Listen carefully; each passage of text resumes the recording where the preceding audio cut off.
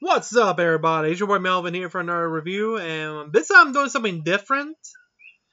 What I'm gonna do is my question is, does it have to be movies like now, like in this century? So what am I gonna do? I'm gonna review some movies that are in my bucket list, which on the top in the tomato meter. So what's the first movie I'm gonna review? I'm gonna talk about National Lampoon's Animal House, which came out in 1978, starring John Belushi, Tiff Madison, Tom Hewlett, and Stephen Furst. But before we begin, have you subscribed? Did you hit the bell? Did you like this video? If so, you'll be attacked by the alpha betas. And let's get this review on the roll by hitting the subscribe button and liking this video. And let's begin. So the movie was released in 1978. It was published first by the National Lampoon magazine. Whereas they made other films like National Lampoon's Christmas Vacation and a lot of it. This one I kind of enjoy because it's kind of funny. Okay, it all takes place in the 60s. You have these two characters. One who's looking for join the fraternity. Two freshmen looking to join the fraternity. They first stop at this popular fraternity when I think this is the Pledge Scout, welcomes the other one, but throws the door at the other, which, okay, we all know who it is. The average fat guy who doesn't get accepted because he's white. Then after that, they went to this crazy fraternity. And boy, how crazy? Your traditional fraternity, you know, the beers, the partying, but not like with jocks. You got these muscle heads with zero education, but having fun. One of them playing Bluto, played by the late, great John Belushi. And you also have other cast of characters, which, at first, sorry, I'm just daydreaming. At first, you have a fraternity, then came actually, the one thing I like was the intro of the movie when you have you have the Universal Studios logo, and then the music, which is your traditional university theme. Like when you start in college, you have that music on your head, like you're entering the gates of the university. You're leaving high school. You're now going to college or university. You're now steps to become a man, and then now, you have to join a fraternity with another chapter of your life. Which is movie set in the 60s, and oh boy, this is before the hazing code, so anything goes. Which, oh boy, you got a lot of alcohol, sex, and a bit of laughs as well. You have some female faces. I think the main attack is the dean and the other fraternity, which want these guys out big time. One, because he wants the college to be respectable, pristine. And you got the buffoons, which is the heroes we're cheering. Keep ruining it up. I think the one that blew the lid was their toga party, which, okay.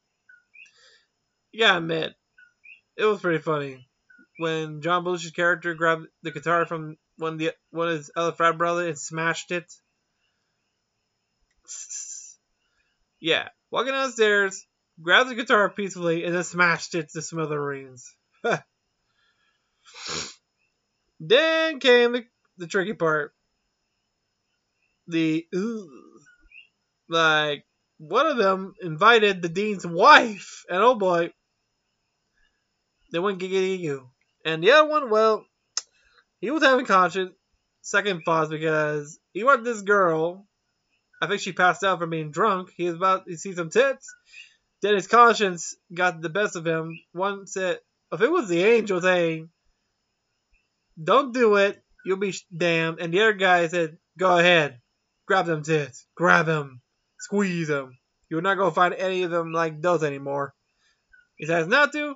The other guy calls him a homo. Wow. After the party ends, He just wheels the girl in the shopping cart.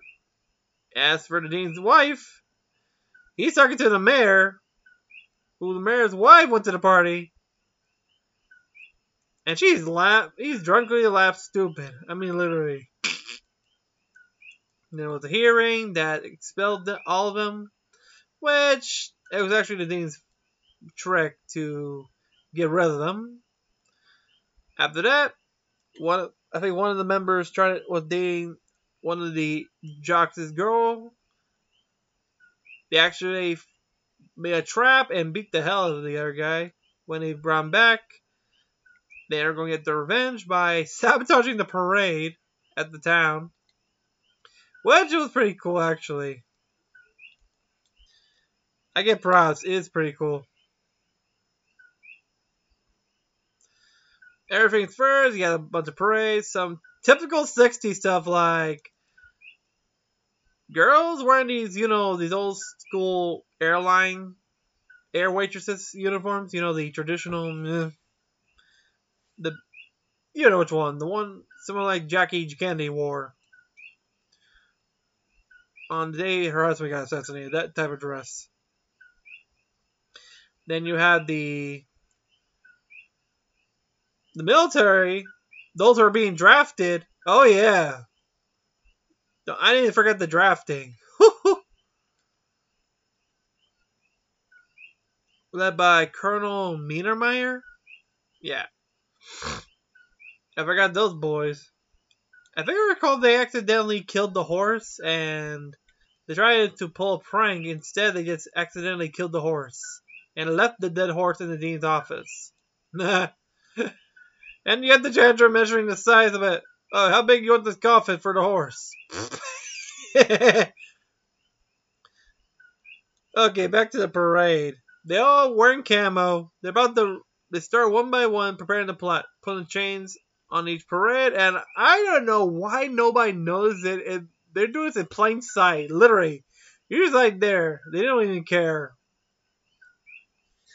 Then finally, they brought their float, which is disguised as a cake. One leads the band to one other direction, while the other, well, once the cake's broken, is the evil mobile. Was it evil mobile? I meant the evil mobile. Oh boy, and hell breaks loose.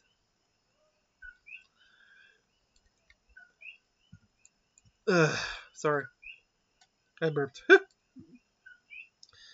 And the first thing they start to charge is the stands where the dean, the mayor, everybody is there, including the leaders of the other fraternity.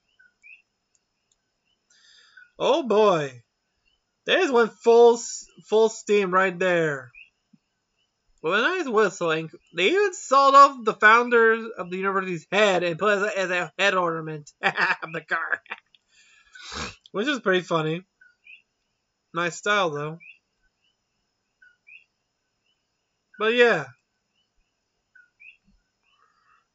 And besides that, after that, hell breaks loose. They start launching these smoke bombs everywhere. Everybody panics.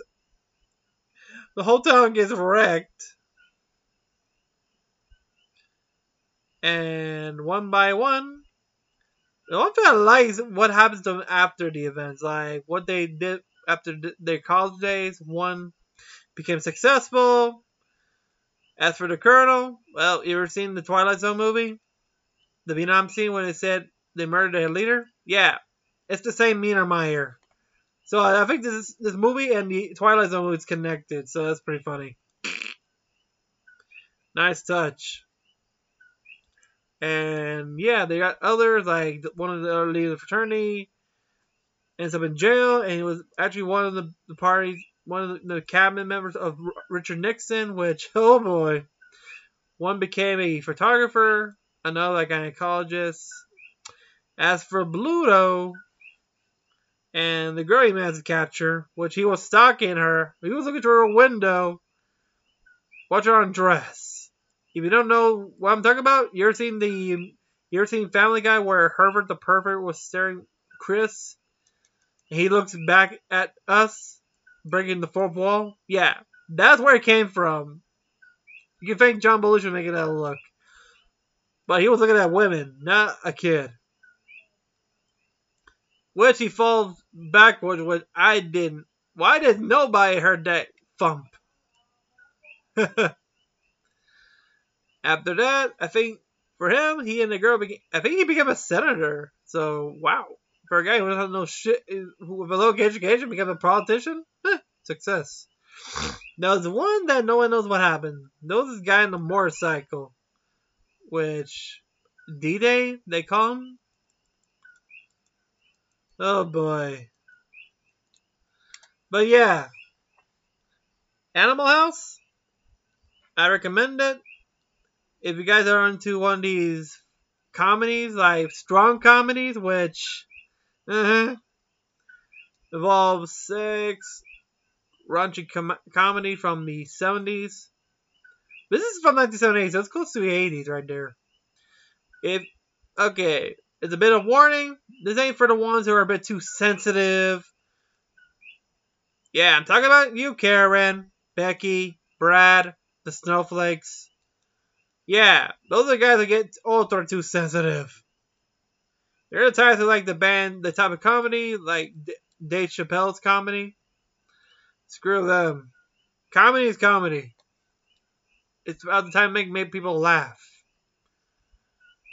From the words of Rowan Oxnish, sorry, can't pronounce your last name, even know who he is. He plays Mr. Bean. Comedy's meant to be insulting. That's what it's for.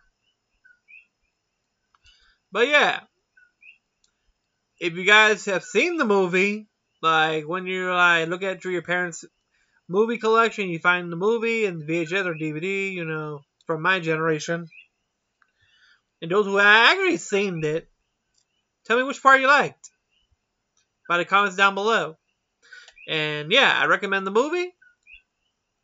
To those who have a good sense of humor, who have a strong stomach for it. To those who don't, well, just be Mr. Boring. But yeah, until then, remember to subscribe, hit the bell, like this video. That'll be awesome for the algorithm. And I'll see you next time. See ya, and have a great day.